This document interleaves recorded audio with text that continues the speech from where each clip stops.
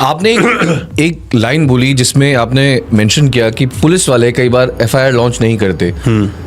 अगर ऐसा नहीं होता तो क्या पुलिस पे भी कोई एक्शन हो सकता है? बिल्कुल, पॉक्सो में तो हो सकता है। बिल्कुल, पॉक्सो तो एक मैंडेटरीली बोलता है।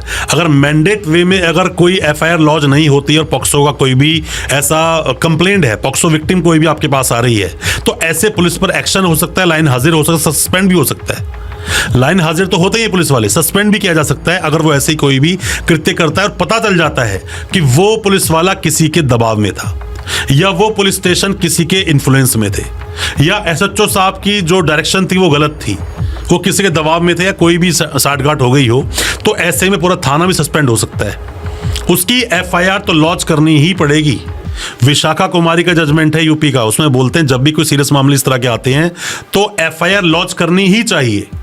बाद में देखो ना, अरेस्ट करना ही नहीं करना। अगर केस नहीं बनता है आगे जाकर तो एफआईआर लगा दो। आप जब पुलिस का नया जो भी चार्जशीट लगाने का फॉर्मेट आया है ना, उसमें चार्जशीट के साथ में एफआईआर भी लिखा हुआ है। फाइनल रिपोर्ट लगा दो उसके अंदर कि भाई केस नहीं बनता तो इसके अंदर हम केस को क्लोजर लगा रहे हैं, क्लोजर रिपोर्ट बोलते हैं आप उसको। तो क्लोजर पुलिस लगा सकती है, बट इसमें पुलिस एफआईआर लॉन्च ना करे ये पुलिस को भारी पड़ सकता है। अगर कोई पेरेंट या बच्चा 112 नंबर पे कॉल करता है तो क्या एफआईआर ऑटो लॉन्च हो जाती है या उसके बाद? एफआईआर ऐसे ऑटो लॉन्च नहीं होती। आपने 112 नंबर पे कॉल किया, जो भी कॉल किया वो रिकॉर्ड हो गया। अब रिकॉर्ड कॉल होने के बाद उस पर एक्शन होगा। अब डिपेंड करता है वो केस कितना सीरियस है। एक आदमी बोलता है कि अभी मैं यहां से आ रहा था, एक आदमी मुझे थप्पड़ मारा और भाग गया, तो इतना सीरियस केस नहीं है ये।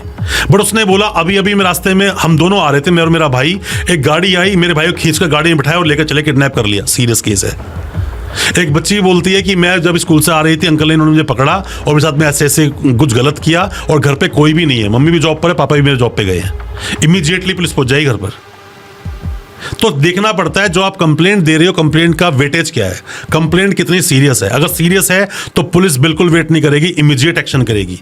और अगर उस क्राइम, जो क्राइम हुआ है उसका, या क्राइम नहीं भी हुआ है, उसमें अगर कम सीरियस अगर वो मामला है तो उसमें उतना ही ज्यादा स्लो कार्रवाई की जाती है।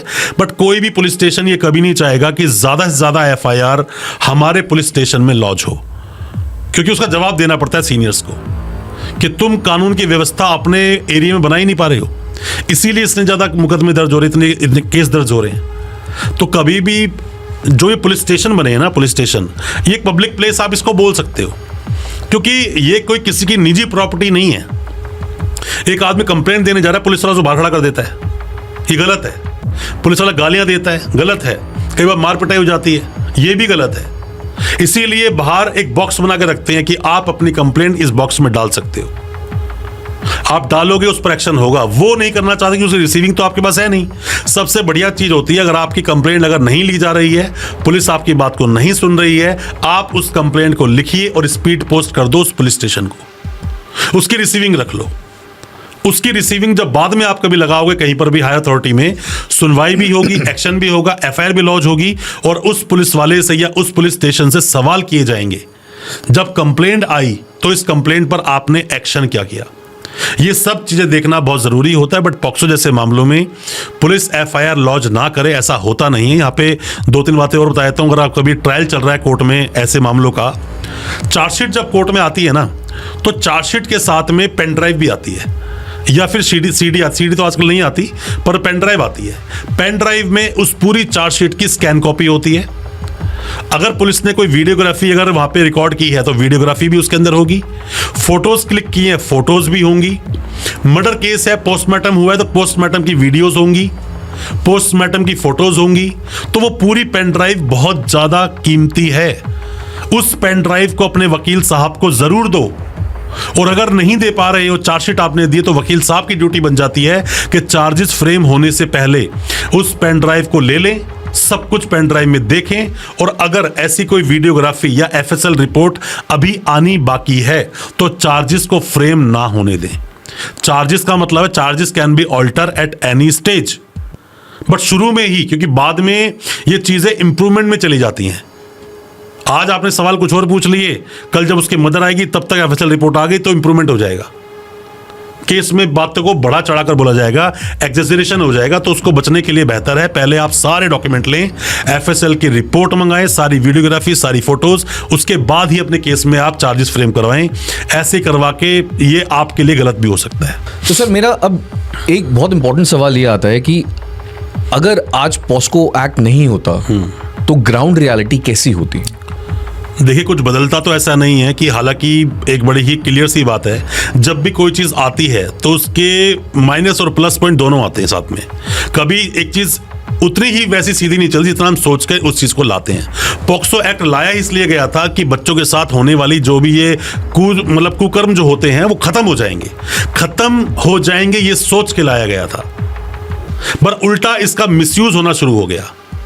अपने देश का इतना दुर्भाग्य है कि जब आया था पॉक्सो के कोर्ट बहुत कम थे, अब पॉक्सो के कोर्ट बनाए जा रहे हैं, कोर्ट बन रहे हैं, जजेस को अपॉइंट किया जा रहा है। इसका मतलब क्लियर है कि ये जो पॉक्सो के जो केसेस हैं ये घटे नहीं हैं, ये बड़े हैं। लोगों के दिल में डर है, इसमें कोई डाउट नहीं है, लोगों के दिल में डर है इस चीज का।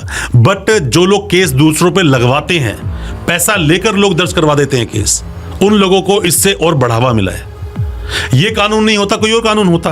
ऐसा नहीं है कि बच्चों के साथ कुछ गलत किया तो पहले कानून नहीं था, कानून पहले भी था, पर इतना रिजिड नहीं था, इतना सीरियस नहीं था, जिसमें सजा सीधा उम्र कैद फांसी तक की हो जाती है। बच्चों के लिए बहुत सारे प्लेटफॉर्म्स रेडी किए गए, अपनी गवर्नमेंट ने बहुत अच्छा कानून बनाया। बट वही बात सेम कि बच्चे ने स्टेटमेंट दे दी, और स्टेटमेंट देकर बाद में वो मुकर भी सकता है कि नहीं मैं झूठी स्टेटमेंट दी थी, बच्चे पर कोई एक्शन नहीं होगा। साथ ही साथ बच्चे के साथ कुछ भी गलत हुआ, सभी बच्चों को यहाँ पर एक कंपनसेशन कहना एक वर्ड गलत होगा, बट उसके वेल बीइंग के लिए एक अमाउंट दिया जाता है, पैसा दिया जाता है। बच्चे को जब केस हुआ दर्ज हुआ तब भी, और कन्विक्शन हो गया उस आदमी को तो तब भी पैसा मिलता है। ये भी एक इस चीज को बढ़ावा दे रहा है। साथ में क्या है कि इसमें जैसे किसी ने बोल दिया तो जाते ही कंप्लेंट दर्ज करके सामने वाले को अरेस्ट कर लेते हैं। ये भी कहीं ना कहीं एक रॉन्ग रोल प्ले करता है, जिससे कि बढ़ावा मिलता है गलत तरह के लोगों के बीच में, जो गलत लोग करना चाहते हैं लोगों के साथ में। पर पॉक्सो के आने से डर तो लोगों के दिल में है ही, बट ज्यादातर लोग, एक बहुत बड़ा नंबर वो सरवाइव करता है जिसको पॉक्सो के बारे में पता नहीं है। तो जो आपने बोला कि बच्चों को पैसा दिया जाता है, तो ये जो अमाउंट होता है गवर्नमेंट देती है, ये कैसे, किस वेटेज पे डिसाइड होता है? नहीं, वेटेज क्या, देखिए बच्चा है छोटा, उसके ना अगर बच्चे के साथ सच में गलत हुआ तो पूरी जिंदगी के लिए ट्रॉमा बन जाता है उसके लिए कि मेरे साथ गलत हुआ। उसकी अच्छी एजुकेशन के लिए, अच्छे ब्रिंगअप के लिए उसको पैसा दिया जाता है कि ठीक है इसकी परवरिश बहुत अच्छे से करवाई जाए। क्या ये एक स्टैंडर्ड अमाउंट होता है? नहीं, ये बदलता है, वेरिएट करता है। वेरिएशन कैसे हो, जितना ज्यादा सीरियस ऑफेंस होगा उतना ज्यादा उस पैसे का अमाउंट बढ़ जाता है। तो डिपेंड करती है हर चीज़ों के लिए, क्योंकि आपने देखा होगा आजकल एक न्यूज़ चल रही है कि बहुत ज़्यादा बच्चे अगवा हो रहे हैं। देखिए, बच्चे अगवा हो रहे हैं, लोग अगवा हो रहे हैं, वो एक बात अलग है। पॉक्सो एक कानून अलग है जिसमें कि कोई दूर से आकर, मान लीजिए आप कहीं पर रहते हो, आप गुड़गांव रहते हो, अब कोई इंसान उड़ीसा से आकर सीधा तो आपके घर पहुंचेगा नहीं, या सीधा उस बच्चे को जाकर उठाएगा नहीं। बहुत रेयर टू रेयर केस होंगे ये वाले। पर ज्यादातर पॉक्सो में इन्वॉल्व कौन होते हैं? उस बच्चे के जानकार लोग, उस बच्चे के भाई बंधु होते हैं, मामा चाचा ताऊ होते हैं, उसका फादर होता है, पड़ोसी होता है, या स्कूल जा रही लड़की, स्कूल का कोई फ्रेंड होता है, या मम्मी का कोई फ्रेंड होता है, पापा का कोई फ्रेंड होता है। इसमें है कौन लोग? सारे अपने जानकारी तो हैं। रक्षक ही जब भक्षक बन जाता है, इसीलिए मैंने बोला जब रक्षक ही भक्षक बन जाए तो पॉक्सो पर बिल्कुल ये फिट लाइन बैठती है सेक्शन 4 और 6 में, जब अपनों को ही लोग नहीं छोड़ते इसके अंदर। तो पॉक्सो में केस दर्ज होता है और ये कानून अच्छा है। मिसयूज ज़्यादा होता है, इसमें बिल्कुल भी बोलने में कोई दो राय नहीं, मैं बोल सकता है इसके अंदर मिसयूज होता है। मैंने बहुत सारे ऐसे केसेस को देखा है, लड़ा है, जिससे मिसयूज हुआ और लोगों को सजा तक हो जाती है जब हम जाते हैं हाई कोर्ट में अपील लगाने के लिए। देखने को मिलते हैं ऐसे केसेस। जैसे आपने बोला कि इस एक एक्ट के प्रोज भी हैं, कॉन्स भी हैं। So before we wrap up, आप कुछ लास्ट मैसेज देना चाहेंगे टू द विक्टिम और टू द अक्यूज्ड?